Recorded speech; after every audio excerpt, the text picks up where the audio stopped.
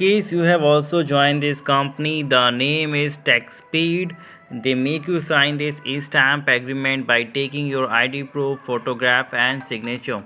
So in that situation, there are a lot of company, one more company, CyberLab, Security, Freelancer. They also tell you that we are providing you the work and you have to do our form filling, capture filling. But if you're not able to complete our work, or even if you complete, they will say accuracy is not there. To your given address, legal notice will be sent. You have to come to the court, police station. You in lakhs you have to pay. Your career will get spoiled, and we are going to make you move in the court. So in case you also get into the trap where you have received any notice or now you are facing the problems, no need to worry.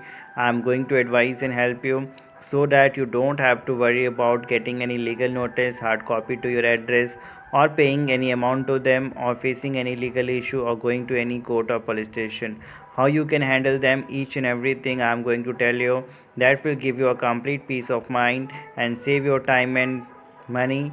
Even in case it is required on your behalf, we can talk to them and give you a complete solution. So in case you are also facing any issue, just WhatsApp us the detailed notice whatever you have received from their side, and so that we can help after seeing it.